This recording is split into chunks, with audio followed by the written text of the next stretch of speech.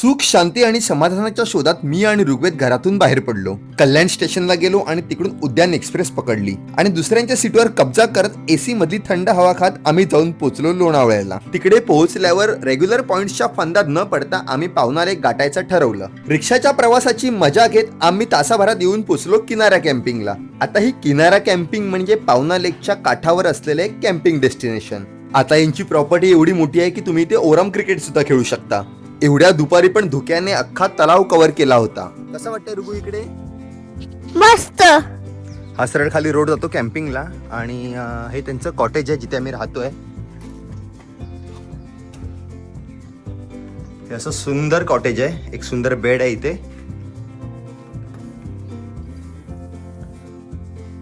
हे washroom very neat and clean आहे आणि इथून तुम्हाला समोर लेक दिसतोय.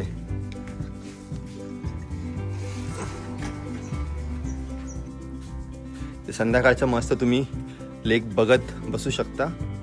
आजूबाजूला सगळी झाडं. हे अजून 2 कॉटेज आहेत लाईन मध्ये आणि या समोर तुम्हाला लेकचा नजारा दिसतो. आता धुकं आहे. दुपार झाली तरी इथे धुकं आहे. आणि ही तुमची आतली कॉटेज.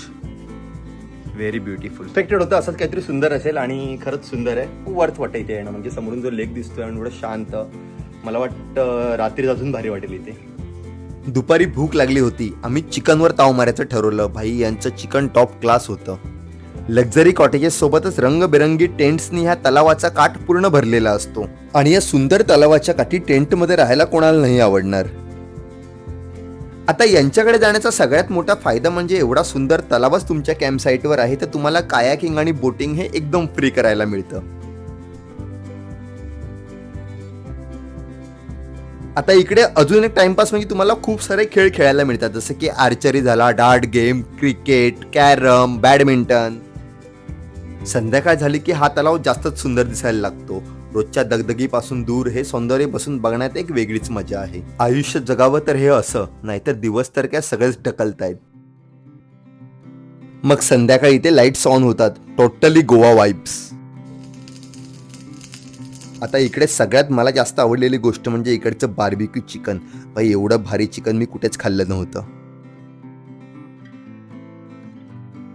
वेगवेगळ्या प्रकारच्या लाईट्स थीमने यांनी ही साईट खूप सुंदर सजवली आहे. म्हणजे तुम्हाला जर फोटोज काढायचे असतील तर परफेक्ट डेस्टिनेशन.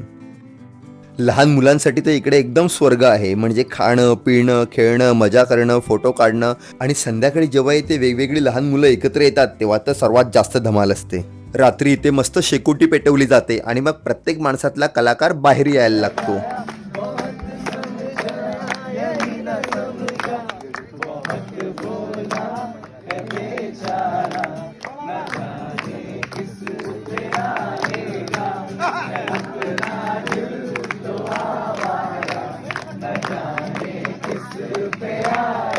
आजूबाजूचे 2 कॉटेज आहेत.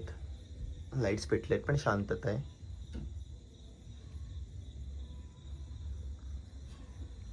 असं झाडाझुडपात आमचं कॉटेज आहे. मस्त झाड आहेत आजूबाजूला सगळी.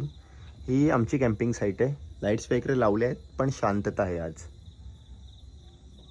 आणि हे जे पलीकडे तुम्हाला दिसत आहेत ना हे लाईटिंगवाले स्पॉट्स, तर हे सगळ्या पण कॅम्पिंग साईट्स आहेत. तिकडे पण आहेत.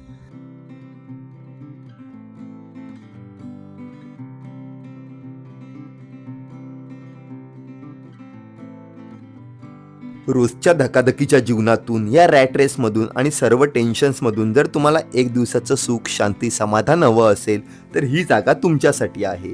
याबद्दलच्या सर्व डिटेल्स मी डिस्क्रिप्शनमध्ये देत आहे. नक्की जाऊन पहा.